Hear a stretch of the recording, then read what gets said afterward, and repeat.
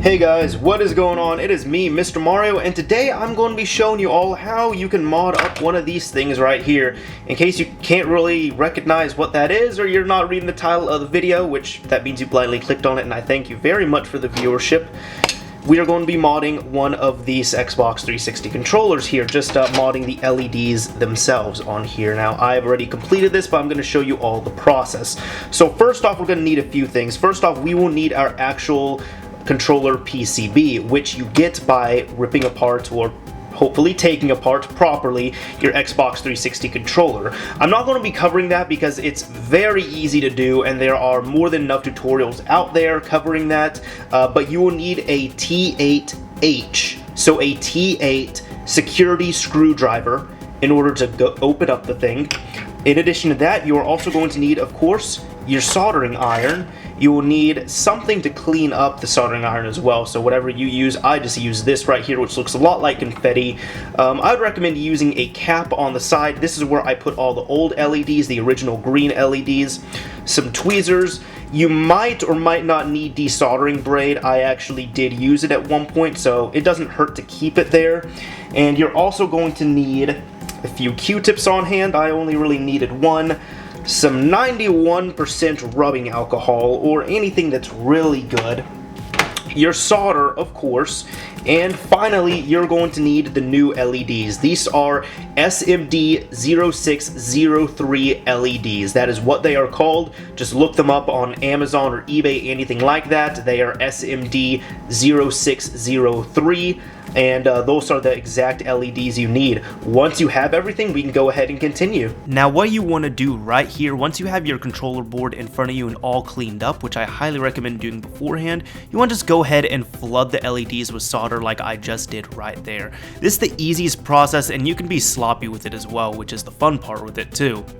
But really, all you need to do is take your soldering iron when it's hot enough and just dab it with a whole bunch of solder. When you do that, you want to drag it across the top and bottom of the LED, kind of covering it in a way, and from there, the LED will just lift off both the pads and you can take the old LEDs and put them elsewhere. I'm going to go ahead and show the other two LEDs being flooded off on here, but it's a very easy process.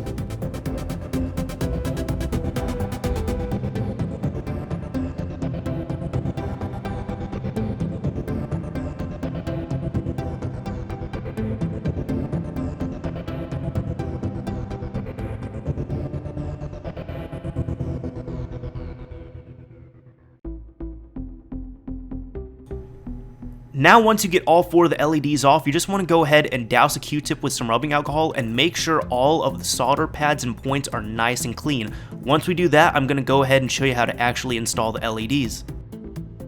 Alright, now we're going to actually solder in your LED lights and such. Now these LEDs are extremely small, so trust me on this. Do yourself a favor, spend a few dollars, get a pair of tweezers. As you can see right here, they shouldn't set you back more than $5. This is absolutely needed. I've done this mod before with tweezers and without tweezers, and it's very possible to do without tweezers, but you're going to lose quite a few LEDs in the process. Anyways, we're going to be looking at the controller right here, and you need to look at the back of the LED light. On screen, I'm going to show you all the polarities, but on the LEDs that I use, on the bottom of the LED, there is a green triangle. The pointed side of the green triangle is pointing to the negative part of the LED. The flat side is facing the positive side. Now you might be wondering which way is positive, which way is negative. On the controller right here, these are all also marked. As you can see right here on each one where there is a line where the solder pad is and a white dot. That part represents the negative portion. So as you can see right here, that part is negative, that part is negative, this part is negative, and this part is negative.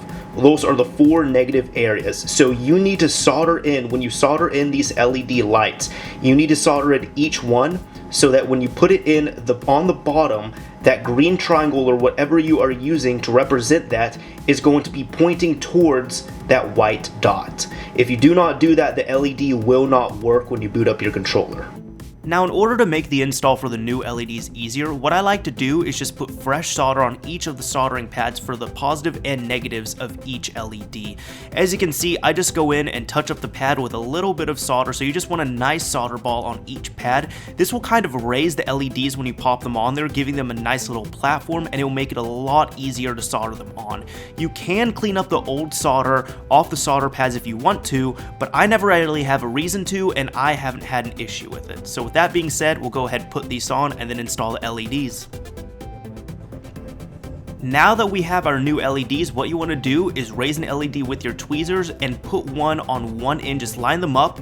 But what you want to do is once they're lined up, while still holding the LED with the tweezers, you just want to do what I do, as you can see right there, and while the LED is there on top of it, just go ahead and solder it. Once it is soldered onto one point, it is stable, and you can go to the other point and solder it without holding it down anymore or guiding it using the tweezers.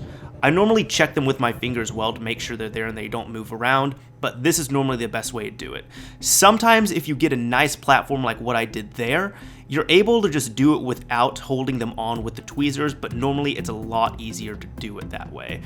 I've also done this without tweezers multiple times, and it is possible, but you're going to lose a lot of LEDs in the process, so I would highly recommend doing it this way. But let's go ahead and continue on with the other LEDs.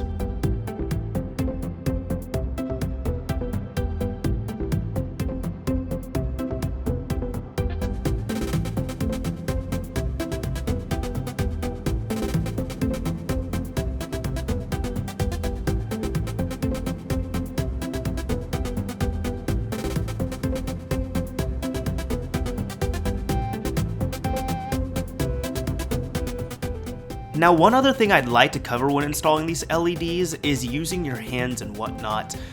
When I'm soldering here, I'm a little bit shakier because I'm actually soldering with my least dominant hand, which is my left hand. What I do normally for this, I normally solder with my right hand, but for these, I normally hold onto the LED with the tweezers with my right hand and use my left hand to solder. So this could be a way to kind of balance out your soldering skills between your hands as well.